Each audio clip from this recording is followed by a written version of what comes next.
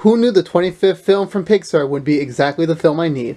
Hey everyone, Joe here from the Collection Compass, and welcome to another DVD and Steelbook unboxing for you today. We have Turning Red, the 25th Pixar animated feature film. I'm gonna be honest with you, when they announced they were going to make a movie about a red panda, I was over the moon. Bears are my favorite animals of all time.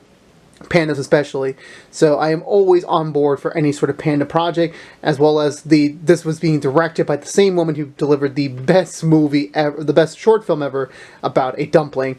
This was honestly a match made in heaven, and I was very happy, and also I was very bummed on the decision to not release this theatrically when COVID was kind of like winding down in terms of like affecting the movie theater industry. I was really bummed about it. So of course, when it came to like the whole media release, because this was only exclusively on Disney Plus at the release, I was like, you know what, I'm gonna support this no matter what. I'll buy the movie 2 times, and I know it's just George here always says you only have to buy the movie once. I'm like, no. This movie, I should have given way more money to this movie than humanly possible. I should, and this isn't the end. There are many more plans to get more Turning Red products into my home. This is only the beginning. But yeah, so now officially the DVD and Steelbook are now out. It's been out for quite a while now.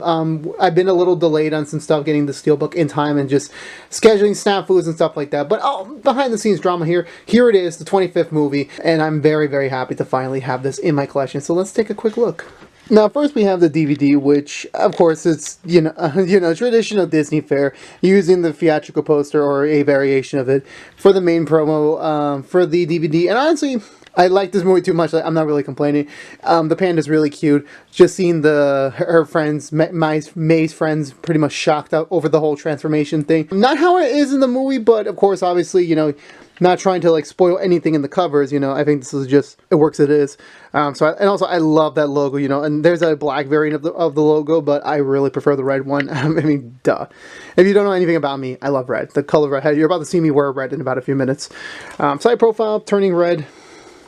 On the back, you see the characters having fun. Growing up is a beast. And honestly, again, all this promotional material for this movie was just so perfect. Again, it really sucks that it did not receive a theatrical release. It really does suck. But of course, I'm hammering too much about it. I'm going to start complaining about that in a bit. The only bonus feature that you're going to get with this is the audio commentary with the director and some other special guests. I'm assuming some of the actors, some of the producers, animators, who knows. And inside we have a very cute, adorable May in the panda form, like in a very much of like a ooh ah reaction. I love it. You're about to see more discs in the Steelbook, but this was awesome. This was really freaking cool. I love this DVD so much. Next up, we have the Steelbook, the 4K Ultra HD, exclusively from Best Buy. So this is obviously May in her shocked panda form with her ID card as like just indication of the precarious situation she's in. Like I said before with the DVD, I love the facial expressions with the panda and all the marketing promotion for this movie. So you get to see this in very shiny glossy finish. It's pretty cool. Logo, same thing as in the DVD release. And in the back, you get to see May with the red hair, because she has her original form in the movie, which is her with the black hair, then the red hair once she gets the panda powers, and then, of course, obviously, the panda itself. Again, I'm a sucker for red, so I'm obviously going to be team red hair here. So, opening this up, removing the little DVD, the little thing, you get the disc of... Oh my god, just like all the facial expression. I mean, there's more. They had a lot more for the promotion. And also, I'm going to precariously try to signal. I did not prepare. Like, you get so many, like, they made so many facial expressions posters for this movie. Again, it really, really freaking sucks. This is not going to theatrical release. It really does suck. But honestly, I love it. You get the DVD. So I got 2 DVDs. No, wait, this is the Blu-ray. No, okay, so you get 2 Blu-ray discs. I'm assuming one has the special features. And the other one is the 4K Ultra HD, which is just the full movie there. So the bonus features are in there. So yeah, pretty cool. Pretty cool. I was going to mention all the special features, but I sadly threw away the J card. Well, I didn't throw away the J card. It's just on a chair somewhere. So you're about to see it in a bit, so you'll get to read it. So yeah, honestly, yeah, of course, the Steelbook, the superior version, of course, as always. I'll give George credit there. Like, Steelbooks are very, very nice. Here's the specs, but it's just George here. Because for George, it's never not on his mind. Oh my, oh my. Okay, I'm not doing this again. again, for me, I actually, when I was doing my research for this review, I actually was surprised that this is actually the 25th Pixar movie. It's crazy because I still remember watching, I don't know if you can see this on camera, Toy Story 1 when I was a kid. I still can't believe how long ago. Like, it's been so long, like, of how far they come, which I respect them as a company. Like, animation-wise, oh my god, all their recent movies are, like, beautiful. It doesn't get the credit it deserves because they don't trust them in theater. Which, although a little bit of a rant before I get into the proper review, so I apologize. You can skip a little ahead if you want to just hear my thoughts on the movie. Honestly, when they announced, like, I understand Soul, I understand Luca, like, those kind of made sense. We were still in, like, kind of in the second half of the pandemic quarantine phase, so we were still trying to figure out, was it the right time to let movies back into the theater? Were people like me and everyone else ready to go back into the theater on a more consistent basis? And the answer is, when those two movies came out, it didn't. Obviously, it sucked, but the problem is that eventually a company's got to start making monies again because we couldn't stay paused forever. So I do understand that. And I was, of course, obviously the other side of things, like the premium access thing, you know, was Mulan worth $30? Was Raya worth $30? To me, I didn't buy them, so I definitely would have spent $30 on both Soul and Luca had they both had a premium access, but they didn't. They didn't even consider getting that. And then so, like, okay, Turning Red was going to get the release, and then we were like, okay, that's going to be fine. I wouldn't mind that. And then we got to, I think it was January when they announced, okay, there is no theatrical release anymore. It's only exclusively on Disney Plus for free for everyone else. And I got mad because I was like, brah, I was ready. This is your 25th movie. You're the 25th Pixar movie, and you're not going to release it in theaters. Like, I get, yeah, Lightyear's not going to get the Disney Plus streaming because it's a established franchise. But it's ironic that the last four, Onwards is a bit, you know, finicky because Onward did come out in theaters, but then the pandemic was just starting, so it didn't really get a full theatrical run without the fear of the pandemic. So, but that's another analytical point. But for Soul and Luca, those were specifically new IPs with a really great cast and a really dedicated team of animators behind it, and you didn't give them the love that they deserve. At least put it out for premium. At least I would have been okay with that.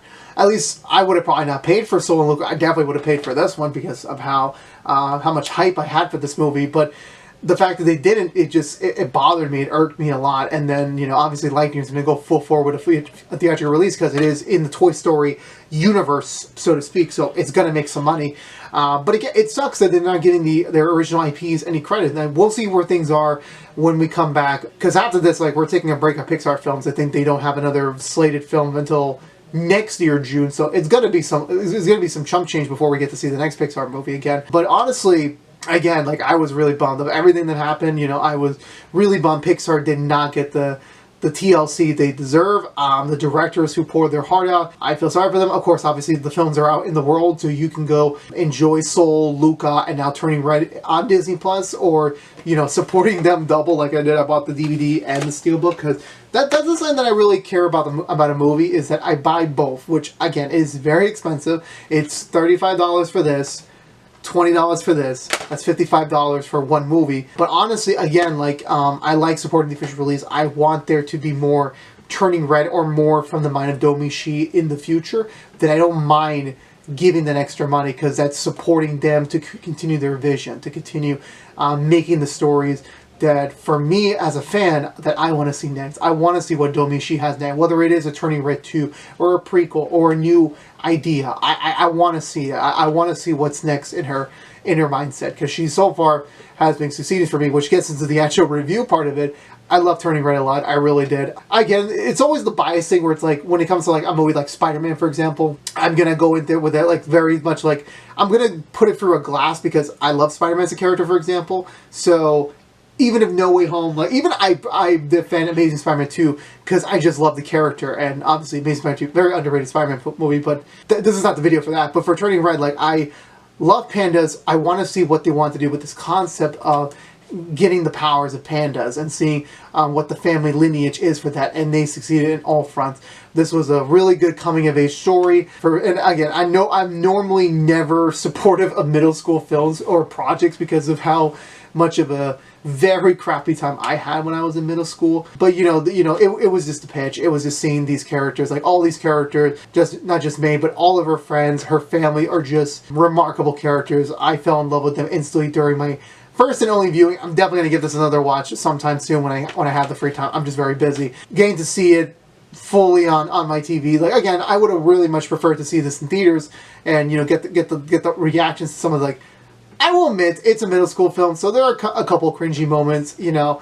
I'm not going to spoil anything, but, you know, there was definitely some cringy moments in the beginning of the film. If you know what I'm talking about, you know. Other than that, everything else was really perfect. I'm going to be honest with you. I've only admitted this once on camera that I'm the only boy band I've ever been a fan of was Big Time Rush. Not going to lie, Four Town, they got some flavors going there. They got some really big flavors going there, so, kudos to them. Kudos to them. But honestly, even by the time the film was like rolling down to its final act, I was constantly getting surprised on the direction and the decisions they were making, and it all paid off, of course. And this felt like one of those cases where, like, and this is, I always mention this, always, like, it's a perfect ending when it is a very satisfying conclusion to the story you're telling, but you're just, as a fan, you're eking for, like, what could be next in this world? What could be the next thing that we can see these characters do next? Honestly, again, they have talked about they could do more Turning Red projects in the future. I would be down for that. But for me, as a one and done, this was honestly very, very amazing. It really was. It's not perfect. There's never such a thing as a perfect film, even in my book. Even one of my best films of all time, Spider-Man 2 and No Way Home, like, they're not perfect. They have a couple flaws in them. This is no exception as well, even with the panda plot. But, you know, I love it too much. I really do. It definitely is one of my favorite Pixar films of the 25 they release. And, you know, that's very hard when you're competing with the likes of Toy Story, Ratatouille. It gets difficult as the progression goes. And yes, there's always the question of, like, well, is all Pixar films meant to be this amazing, you know, piece of art, which of course obviously that kind of came into question after Cars came out. But even with that conversation aside, like, you know, I think they know what they're doing. They let their storytellers tell the story they want to do, and it always pays off in the end. I still think Pixar has a certain quality where it's a big deal, the fact that they actually put in, like, Disney Pixar. It's a big deal for me, and I can't wait to see what they're going to do next. You know, obviously Lightyear comes out next month, and then beyond that, who knows? Maybe new IPs that will get theatrical runs. Maybe sequels. Who knows? Who knows? The world... if anything from the last 25 films that Pixar has taught us is that expect the unexpected, and you're going to enjoy, I believe, almost unanimously all of them. Because at the end of the day, it's the story and it's the characters that guide you, and especially Turning Red. It's the story and characters that made me smile all the way through, that made me want to, like, you know, definitely for sure buy both of them, and, you know, now have them both in my DVD collection, of course, on my Steelbook wall. And I think that's the best part of this movie. That definitely was the lasting impact on it. So yeah, go again. Turning Red, now available on home media. You can go purchase the DVD for $20. I did not find this at Best Buy. This was only at Target, or you can buy the Best Buy exclusive Steelbooks while supplies last, because these are very, very hard to get. To be honest with you. $35 if you can run to your Best Buy right now. Hopefully they'll have a copy or two left. And then yeah, so there you go. So there you go. Of course, obviously, if you still want to, like, see the film in general, you can go see it for free on, well, not free, but you can go see it on Disney Plus, Disney's subscription service. So go check that out as well. Let me know in the comments below. Did you get Turning Red? Did you pick up the DVD? Did you pick up the Blu-ray? Did you pick up the Steelbook? Let me know. Let's talk about, you know, Turning Red. I love talking about Turning Red a lot. I can't wait to see it again, you know, at some point in the coming weeks. But yeah, I think that's gonna do it for me today, everyone. So if you're unaware, this has been a unboxing of Steelbook and DVD for Turning Red. If you want to see more unboxings from us here at The Collection Compass, please subscribe to us on The Collection Compass on YouTube.com. Please also like, favorite, share this review if you want to see more cool unboxings like this one. We do showcases, we do Funko videos, we do a lot of stuff in the world of collection, so I can't even, like, we just dabble in everything right now. And also, please follow us on social media to stay up to date with any sort of updates we may have for this channel. Go follow us on our other channel, Action X. But until we see each other again, thank you so much for watching. So stay safe out there, be good to each other, go watch Turning Red, and until we see each other again, peace out.